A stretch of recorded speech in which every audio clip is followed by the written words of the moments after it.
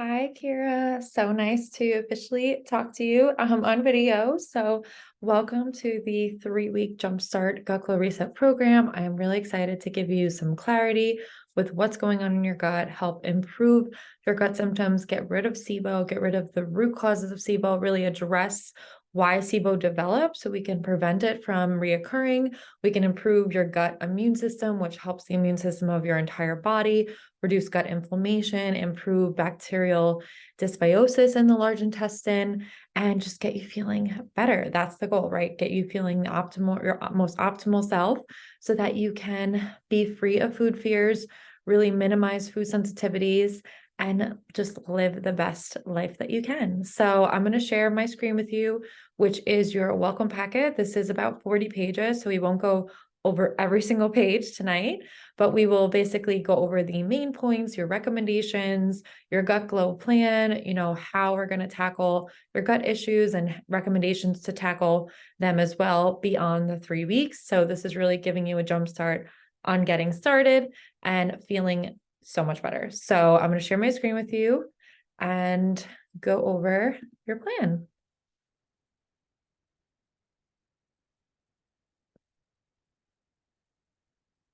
Okay, just give me 1 second. Just opening it up. Oh, now it's saying file not supported. Okay, hold on. I'm going to share my screen on Canva.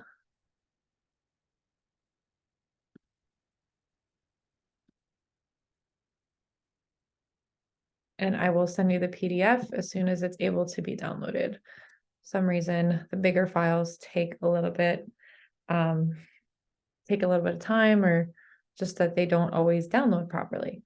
Okay, so this is your packet. Again, this will be in your healthy documents, so you don't need to write anything down or memorize anything. It'll all be available to you to print and download in your document section. So just to go over some kind of administrative things, I know you said you're pretty, you were easily, able to find the digital food journal, you found your roadmap, you entered some things in there, which was great. And we'll be using Healthy. The Facebook group is for the 4-month program, so won't be using that. We'll be talking via Messenger, via the journal notes. I'll be responding, giving you constructive feedback on your journals. You can upload food photos. You can just write the foods that you've ate in approximate portion sizes. The more that you fill out in your journals, the better I can help you and better I can recommend certain swaps or certain food changes, certain changes in your macros or your balanced plate in order to improve your symptoms and get you on the road to recovery. So I recommend at least 3 days a week and 1 weekend day, even more when you're in the Jumpstart plan when it's only 3 weeks. So if you can do every day, if you can do every other day, and that's just going to help you the best that I can. I'll help you the best that I can, the more that I get and see out of your journals. And we'll be also doing like a mini check-in in the roadmap on Fridays, in the next 2 Fridays. And we can reflect on how the 3 weeks are going. So we can enter all different types of food, beverages. You don't have to enter, water unless you want to do it in that water bar. Basically, there's like a goal for water every day, and yours would be about 80 to 90 ounces. So it'll ask you, how much water did you get on your water goal for the day. So that's always nice. But I would say if you have like coffee with any creamers, I definitely want to see that. I want to see any like sodas or kombuchas, things like that, because that can all affect our gut and bloating. And if you have a menu for me to review, you can definitely load it up into the Healthy Messenger, or just you can also post it in your Healthy Journals if you want me to review a menu for later in the week. You'll also get emails, as you've seen already, like for, intake forms to complete or just symptoms audits, things like that. Typically, they'll go to your email. But obviously, you can ask me any questions if you're not sure where anything is. You'll also have, after today as well, like more recipes and things like that that are really going to support you on the journey. I didn't want to overload you too much in the beginning because, you weren't aware of what a lot of the diet recommendations mean yet. So I really wanted to do this first and then share the recipes with you, as well as I'll be creating a sample meal plan for you as well. And that's just really going to help you support you with the dietary changes. I know you said that you weren't the best cook in your words. So, this will help you, just give you some more ideas based on the dietary changes that we're recommending. This is a health vision form, so I'm actually going to send this to you early next week, and just reflecting on why this is important to you. What is your why that's going to keep you coming back and motivated, especially after the 3 weeks is over? What's going to keep you self-motivated and staying on track with your goals? Because it can be easy, obviously with the holiday season, to really just, forego your recommendations or get lost in the holiday season. And that's easy to do. So what's going to really keep you motivated and come back to yourself? And it doesn't mean that you have to be perfect all the time, but you can always refocus. You can refocus back to the plan, and dietary changes are really going to help you feel better with symptoms. So it's about how you want to feel. And I'll give you the tools to reduce bloating and choose certain foods in the meantime while you're healing SIBO, that are going to reduce the fermentable carbohydrates in the gut and reduce the fuel that the bacteria have for increasing symptoms. So when we reduce fermentable carbs, we're reducing the amount of food that the bacteria have to cause that bloating and gas production, specifically for you, that methane gas, which I'll talk about more. We are what our bacteria eat. So food is information for our gut microbiome. It's information for our entire body. So what we eat literally becomes what our microbiome eats, and creates this cascade of, okay, are we promoting beneficial bacterial growth and replication, or are we promoting pathogen growth and replication? And this can change every single day depending on what we eat and our meal patterns. And we really have such strong power over this every single day when we decide, what we're going to put into our bodies. So we have excess sugar, excess saturated fat, excess red meat that's conventional, that's not grass-fed. We have artificial sweeteners when we take antibiotics, when we take antacids. All these things can negatively affect our gut microbiome, and that increases our risk of SIBO in the small intestine. So things like we said, like we'll talk about a lot of the things that I feel like have contributed to your SIBO case, but there's many things, especially here, that can damage that delicate balance of bacteria in our intestines. And there's so much we don't know about the microbiome yet, but we do know that diet is a huge, huge role, as well as antibiotics and a lot of medications that can damage the gut microbiome. So things that feed our good gut bacteria are prebiotics, or foods that feed our good gut bacteria. We're probiotics when we're actually eating beneficial bacteria in fermented foods. Then we have fiber, of course, and we'll talk about which types of fiber are better for you right now as you're treating SIBO and before it's gone. Then we have polyphenols, resistant starches, fermented foods, herbs, and spices. All these things are feeding our good gut bacteria. They're increasing what's called short chain fatty acid production, which are beneficial metabolites that bacteria produce in our gut that improve our metabolism, our overall health, and our wellness. It improves our lipid metabolism, the way our body metabolizes fat. It reduces weight loss resistance when we have a healthier microbiome. It lowers gut inflammation and improves our immune system. So you're not going to get sick as much. You're not going to get as many infections or things, like we said, that are going to activate the Epstein-Barr, which we want to reduce and avoid that. And it's going to improve insulin sensitivity. These are some things that negatively affect the gut microbiome, like chronic stress. I know you said you feel like your cortisol is being spiked a lot during the day, so we can definitely talk about some things that are helpful for that. And antibiotics, like we said, and NSAIDs like ibuprofen and Advil, all of these actually are damaging to the gut microbiome. Low fiber diet, 100%. When we're not eating enough fiber, we're eating more processed foods. We're eating foods high in refined carbs and sugar and high in preservatives and additives. Our gut microbiome will have more pathogens. We won't have a good, healthy gut lining.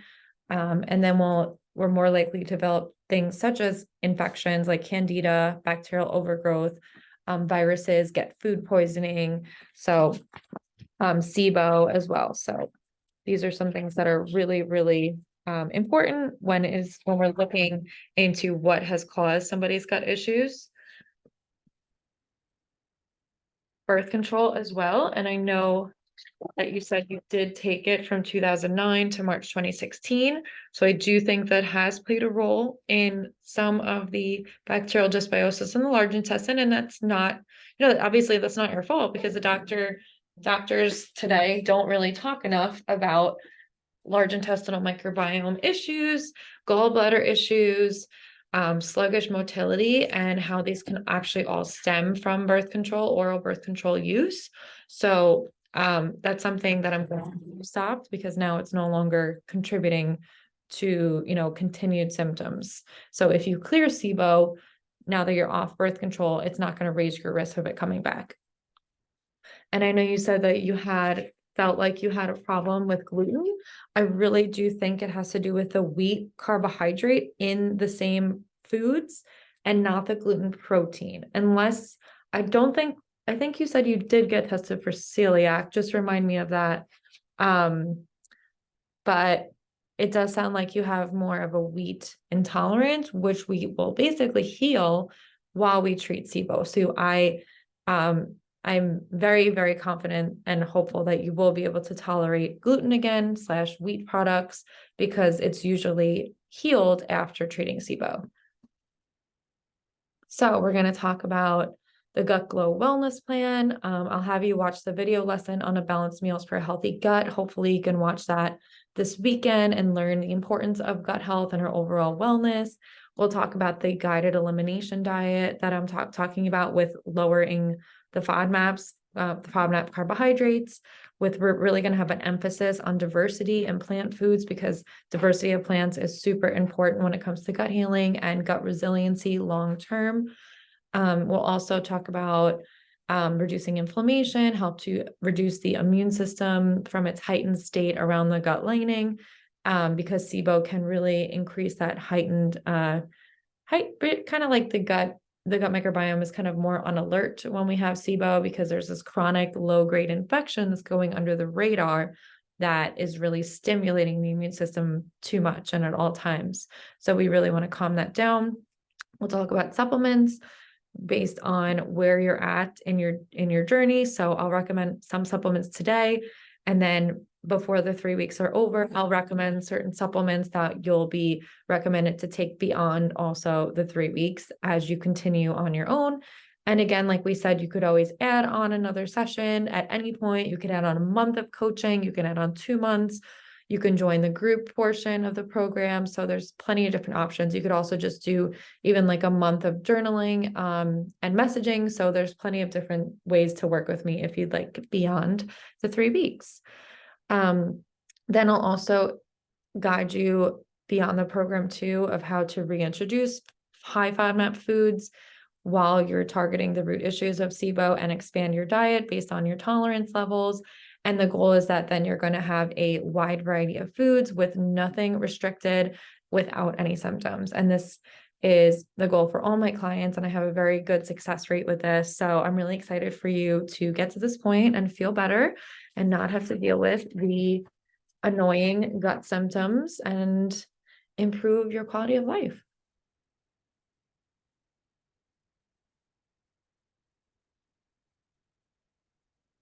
So let's go over your clinical assessment. We do have a positive diagnosis of SIBO, which I hope that, it's obviously discouraging, but at the same time, I'm sure it's kind of a relief to actually have a diagnosis and know that there is something going on that's not, just in your head, that I'm sure other doctors have told you before that, bloating is normal, right? So it's nice to actually get that positive diagnosis, and it's something that you and I can treat together. We don't need to get a antibiotic prescription. We're going to go an herbal route, which is really, I find really great in the long run, because it also is addressing fungus, it's addressing parasites and viruses, where certain antibiotics for SIBO only address bacteria. And I've seen that make fungal overgrowth worse. And especially for you, because you've had history of UTIs, I do think there's some fungal involvement. We typically see high fungal bacteria, or not fungal bacteria, high fungus like Candida in the gut when we have things like UTIs and yeast infections that translocate over there. So I think herbal route is especially great for you. We know you've also, just evidenced by some of the symptoms we have with chronic bloating, back to flat tummy in the morning, bloating worse with fiber, wheat, and dairy, which are all high in FODMAPs, being fatigued. I also had written in your labs that I do want you to take a grass-fed beef liver supplement because your iron was on the lower side. It's not full-blown anemia, but it's basically called subclinical anemia, iron deficiency, because your iron, you're not enough to be full-blown, anemic, because your hemoglobin and hematocrit are still normal, but it's enough to definitely cause some fatigue. And I've definitely seen SIBO contribute to this. So I'll recommend certain supplement later on in a few pages that's going to help with that and help with the fatigue in addition to healing SIBO.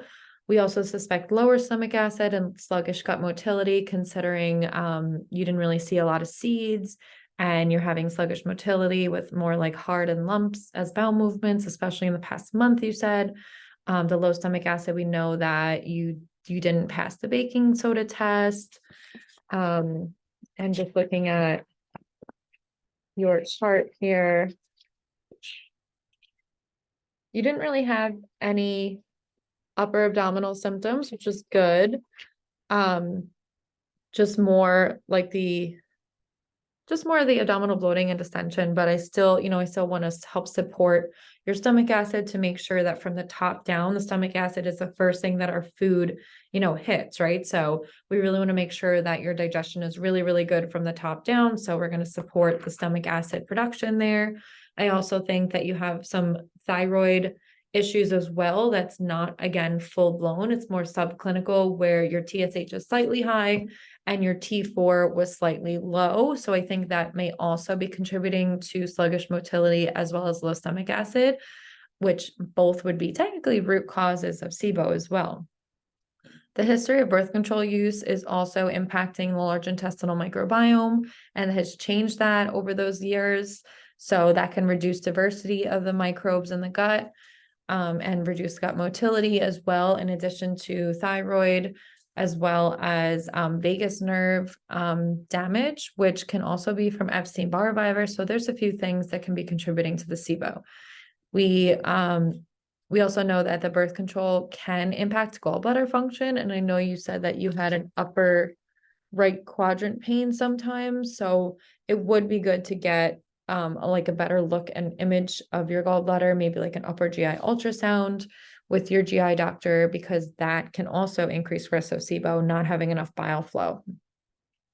So these are some things that we want to address, again, so that once we cure and heal SIBO, we kill the bacteria. If we don't heal the dysfunction of why that's developed, these different dysfunctions that may have contributed, then it can actually regrow. So we want to make sure that we get rid of it for good. So the Epstein-Barr, which like I said, influences the vagus nerve, that has slowed down motility. The vagus nerve is the, the vagus nerve is sorry, my dog is eating soil. So the vagus nerve is the nerve that runs from the gut to the brain, which can, when it's impacted, can impair our gut motility, and Epstein-Barr activation can actually impact that. And that impacts the small intestinal MMC, which is their migrating motor complex. Also think antibiotics in the past have definitely contributed to SIBO. Just taking antibiotics sporadically can do that, as well as a history of the 3 abdominal surgeries, which actually is a risk factor for SIBO as well because of the scar tissue that develops, and bacteria can then grow abnormally around the scar tissue. So the 2 C-sections and appendectomy can definitely contribute. I would also love for you to get the T3 tested to test your thyroid hormone, which is the active thyroid hormone. And we talked about that, the subclinical hypothyroidism. I also think you should get the TPO antibodies, which is also showed in your Excel sheet, which will rule out Hashimoto's thyroiditis. And there are some low dose desiccated thyroid supplementation we could use together, and I could send you that as well from FullScript after you really start treating SIBO. So that's your choice, definitely, but I would recommend it for you maybe in like a month or so to really increase that T4 and really get that thyroid functioning a little bit better. Large intestinal microbiome testing results. We had low levels of Akkermansia. Sorry, one second. My dog is like going crazy.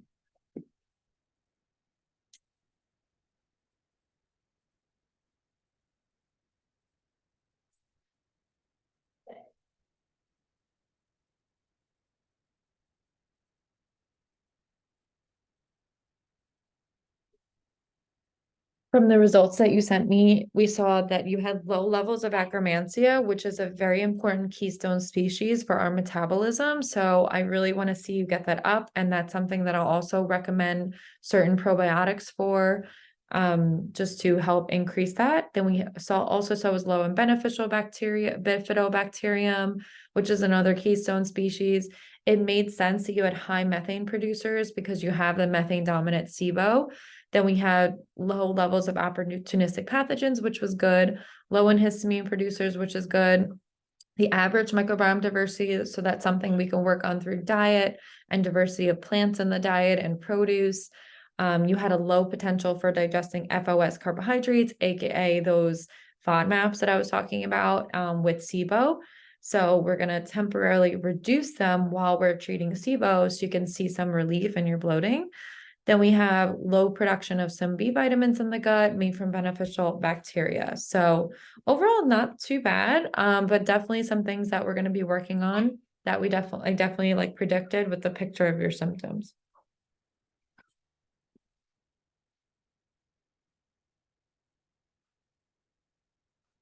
We also see pretty often gut permeability with SIBO. And I know you said you had prolonged sinus issues and postnasal drip. Um,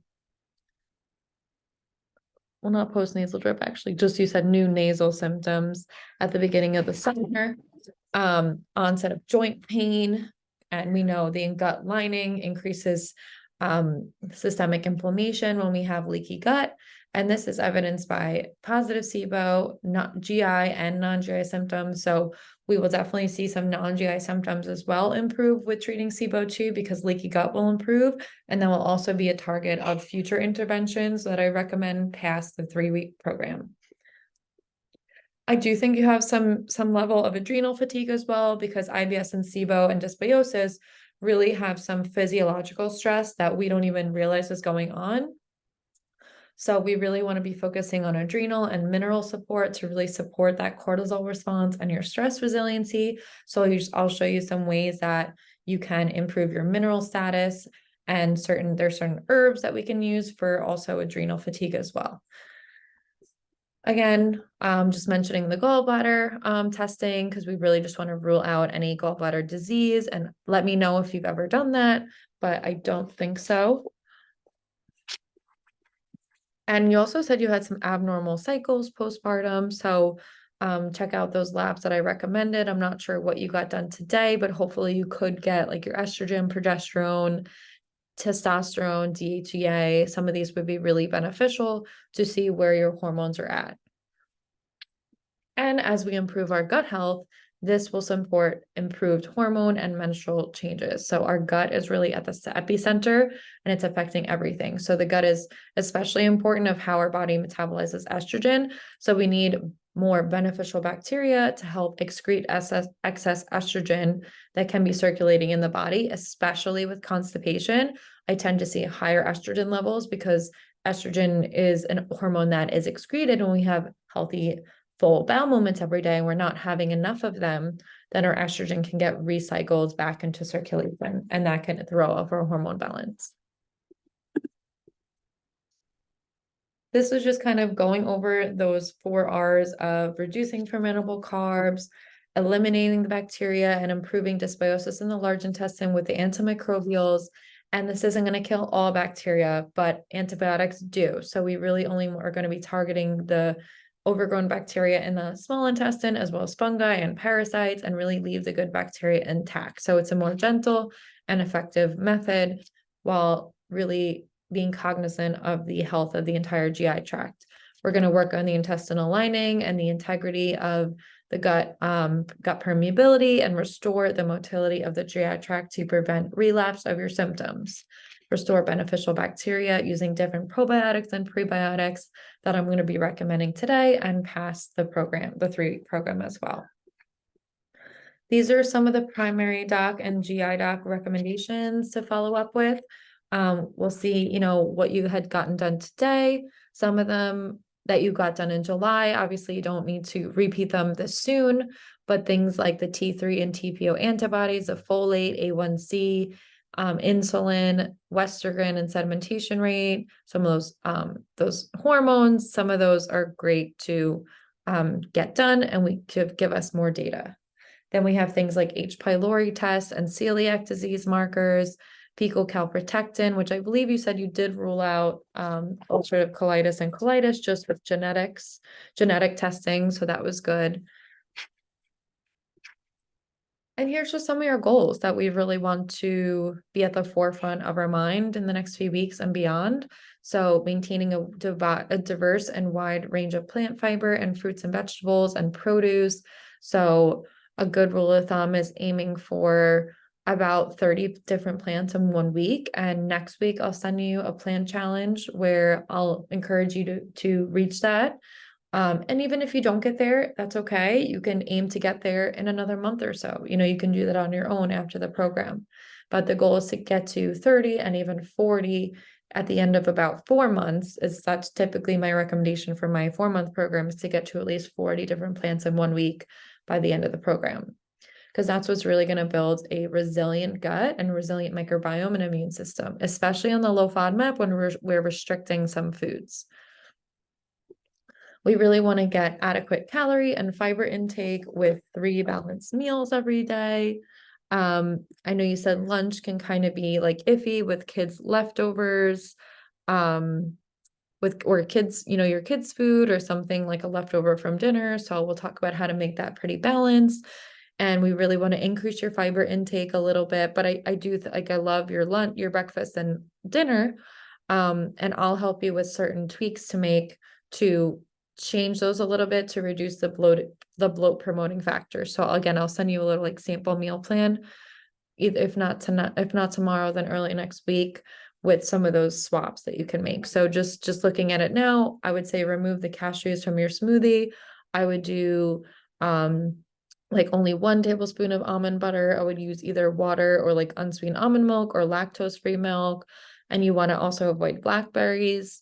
Dinner, you just want to be avoiding cauliflower, asparagus, garlic, and onion, or some of the major high FODMAP foods. So that's just a little tidbit. And then I'll share with you the recommendations for your little meal plan and tips. And it's also just important to note that you don't want to be grazing on snacks throughout the day too much. You really want to be having 3 balanced meals that are going to hold you over for a few hours, because when we are grazing all day, that will impact the rate at which our gut moves and our motility. So whenever we're grazing, the motility stops. So those short fasts that we have between meals, that's when our gut is really moving along.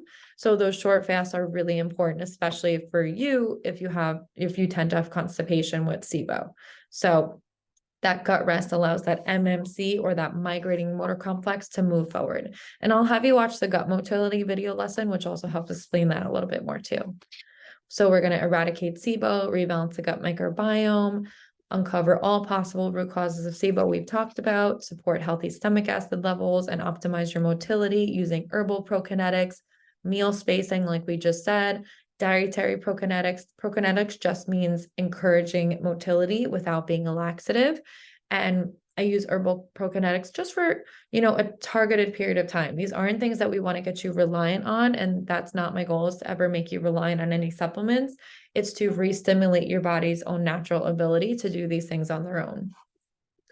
We want to also support the liver. And I know you said that was one of your big goals, was improving and supporting liver function and detoxification. So we'll talk about some foods that are really supportive to liver health. And I also have a gut and liver video lesson, which I'll recommend probably after the 3-week or towards the end of the 3-week Jumpstart, because we really want to just get into the SIBO healing part of it. And treating SIBO in itself will actually help you just improve liver health because the liver takes on all the load of what's going on with SIBO. So treating SIBO will lessen the burden on the liver as well.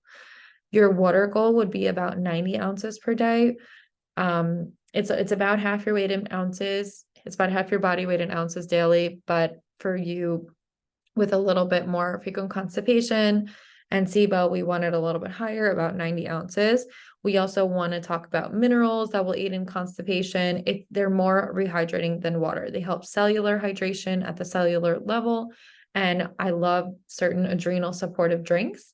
And if you see it in your program module section, there's a PDF called Mineral Adrenal Mineral Support with recipes, and it has certain homemade mocktails that you can make that are super high in potassium, vitamin C, magnesium. So I'd love for you to try one of these. They're really, really great.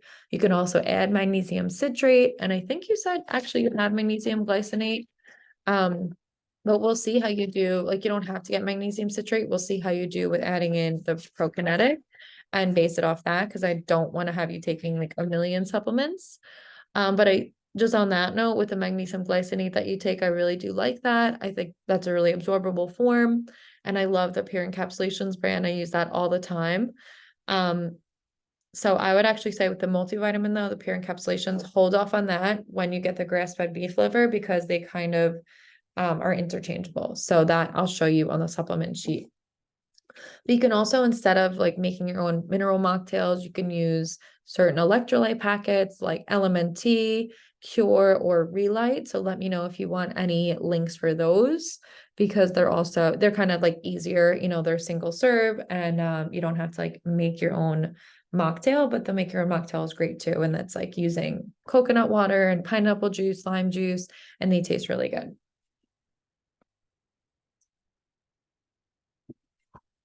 So here's more of your plan as recommended. So low FODMAP swaps for about 8 weeks. And it really depends on how you're doing and how much your symptoms have subsided for when you reintroduce foods.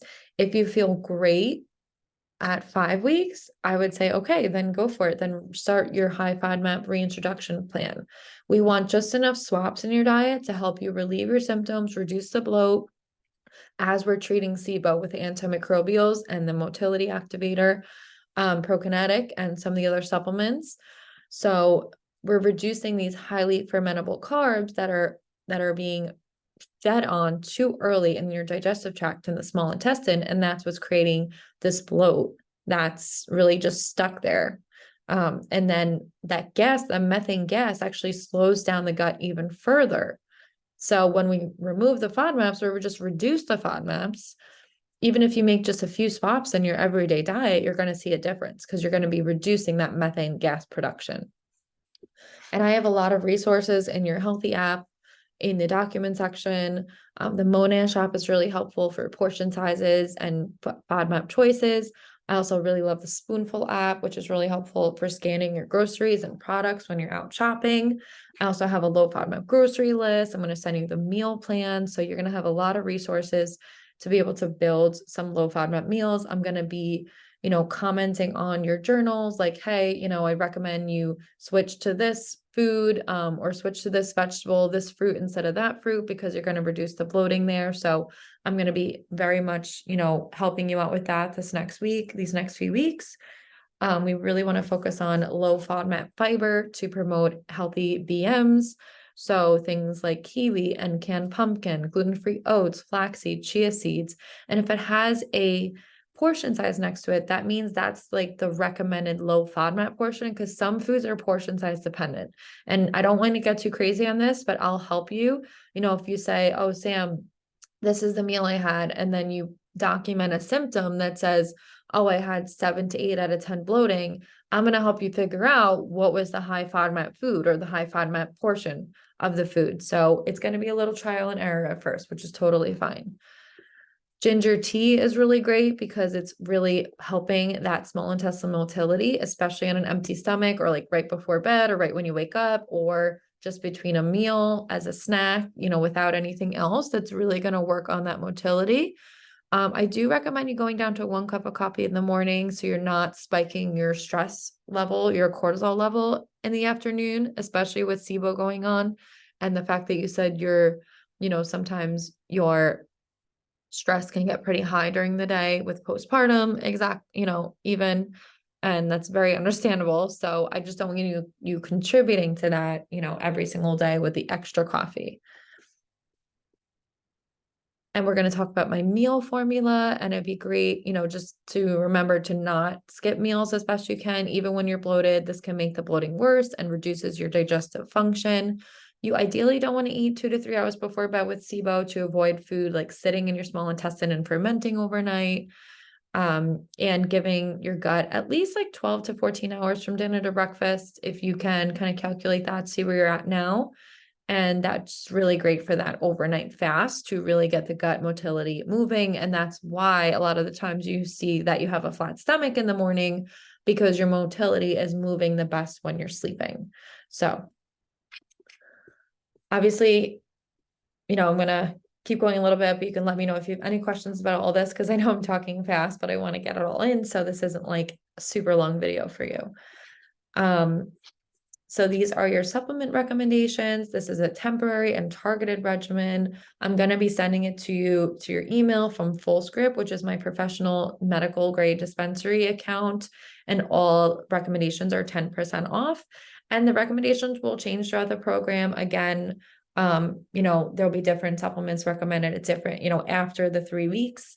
And they're not meant for long-term use. Some of them are really good for everyday use, here and there, like multivitamins and omega-3s and things that you need based on your lab work. But these aren't things that I'm going to be recommending you to take forever to maintain the results. So I'm going to be sending you one of the antimicrobials, and I'm recommending the other that you purchase, FC Cytal. These are a blend of very, commonly heard of herbal compounds that are things like garlic extract, oregano, grapefruit extract, a few other different things like black walnut hull. All these things combined have been shown in research to really be able to kill SIBO very effectively, kill the bacteria that are in the small intestine. It's a well-researched combination. So I'll be sending you one of them, and I'm recommending another one through FullScript. And we also have digestive bitters. Digestive bitters are going to be stimulating your body's own natural stomach acid production, improve your symptoms, reduce the stress on the GI tract, support your bile flow, your gallbladder, and your liver health, really improve macronutrient digestion, because SIBO can reduce nutrient absorption and inactivate our bile. So we really want to be stimulating our bile, and it can reduce our fat-soluble vitamins when we have less bile coming out of the gallbladder, or we have SIBO bacteria deactivating our bile, which they like to do because they don't like bile because it's antimicrobial. So digestive bitter is going to help that upper stomach digestion. Then we have a Transil, which is another well-studied herbal formulation to assist the antimicrobial in improving the flora in the small bowel, assist in getting rid of SIBO, basically addressing symptoms as well as addressing the root cause issue of the bacterial overgrowth. And that is very, very effective. Then we have just a few more: motility activator, which is the herbal prokinetic, which is also evidence-based to support small intestinal motility. It's specific type of ginger and artichoke extracts, and this helps improve BMs that are better, better quality. It's helping to address the root cause of SIBO. It supports serotonin levels in the gut and brain, which is very important for digestive movement and vagus nerve support. And then we also have grass-fed beef liver, which, like I said, due to some to the lower iron levels, the subclinical anemia, the suboptimal absorption of nutrients when we have things like SIBO depleting our nutrients like B12. And it's really good for that iron recycling system. So that's going to help the fatigue and replenish your iron levels. We also have Sacro B, which is something that even if you didn't get it right away, maybe you could get it in like the second run of supplements in a few weeks. But this is the first phase probiotic I recommend for you. It's a yeast-based strain for improving dysbiosis of the gut flora, supporting gut permeability improvements. It's really good for history of fungal overgrowth with a history of UTIs and SIBO eradication. So it's one of my favorite early stage probiotic interventions for SIBO and large intestinal dysbiosis and fungal overgrowth. So again, I'll be sending that via full script, which you can easily like place an order, and then I would let you know what to take when throughout the day.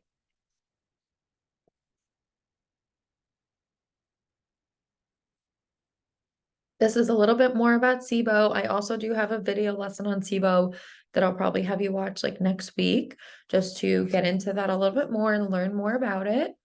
And this is a little bit more about stomach acid. I also have a low stomach acid video lesson. So every kind of topic has a lot of in-depth information and knowledge, because I want you to know why you're making these changes, right? Why we're doing this, because I don't want to just give you blanket recommendations that you don't even understand. So I always make sure that you understand what you're doing and why, because we want to be healing from the inside out and heal all these different digestive checkpoints that have influenced why SIBO has developed. This is a little bit more about the low FODMAP elimination, and the way that FODMAPs are malabsorbed in the gut. So we have, sometimes people have diarrhea, so the FODMAPs are malabsorbed in the small intestine, then they produce gas in the large intestine, influencing bloating, distension, abdominal pain, and constipation. This is a little bit about how to build a low FODMAP meal. I really like this little chart. It's very old, but it really is kind of hits home with all the important points of how to build a meal. And then you can use some of these references to then build your balanced plate, which I'll show you my recommended macro and portion sizes for the balanced plate. But as you can see, lots of different varieties still in low FODMAP. And dairy, it's not a dairy-free diet. It's just low lactose, because lactose is high in FODMAPs. Then we have a lot of nuts on it. Most healthy fats are good. The only fats you don't want are cashews and pistachios. You only want an eighth of an avocado. We want lactose-free milk for beverages. Coffee is fine. Limit to 1 to 2 cups. Sparkling water is fine based on the person, as long as it doesn't make you bloat any more than usual. Then this is our balanced plate. So we have half of our plate non-starchy vegetables, and I have examples of each recommendation below. And then we have a quarter whole grains or starches or starchy vegetables. So that includes sweet potato, potatoes, beets, carrots. Then we have a quarter of the plate lean, high quality protein. So I typically recommend, if you can, getting organic chicken, organic turkey breast, organic ground turkey, grass-fed red meat 1 time about per week, especially for you with the iron on the lower side. I definitely do recommend at least or about one serving, 1 to 2 servings, maybe, of grass-fed meat per week. Then we have healthy fats, so a serving of healthy fats. And I have, again, all these options listed here.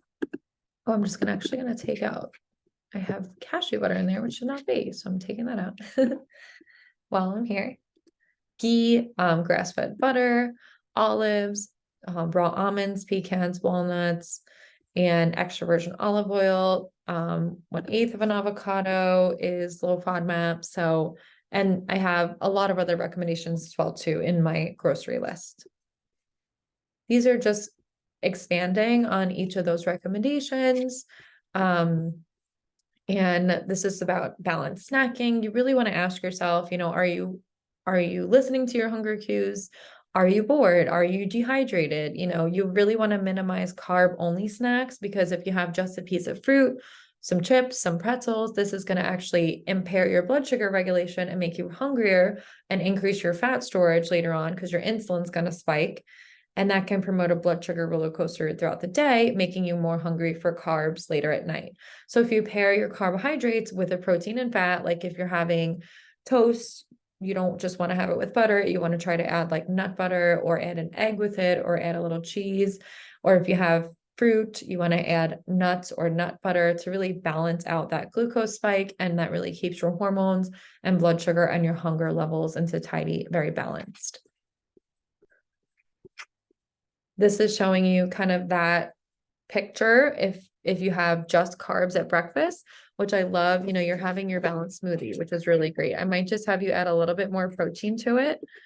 We want at least 25 to 30 grams of protein at breakfast. And if you're having that smoothie, I don't know if you're getting enough just with like the nuts and the almond butter. So maybe you want to add like a scoop of low FODMAP protein powder or collagen. And I also have a low FODMAP Amazon list that I'll send you so that you can see all those choices and just options. These are just some more wellness recommendations, just like bone broth concentrate that I love. Squatty potty, especially great for you if you're not having full healthy bowel movements. It's great for positioning. Grass-fed collagen powder, again, that's great for extra protein in the morning or at, any time of day. I listed the Amazon page. I linked it here for different like low FODMAP choices with garlic and onion free things, oils, sauces, salsa, low FODMAP protein powders, snacks, etc. This is an example of the portion sizes where I said how some foods are portion size dependent on low FODMAP. So this just shows almonds here. So 10 serving of nuts on the Monash app is you could see all the FODMAPs are green. So that means 10 nuts is low FODMAP. But when we get to 20 nuts, the GOS FODMAP is red. So that means 20 nuts is higher FODMAP, if that makes sense. So I kind of wrote that out right here.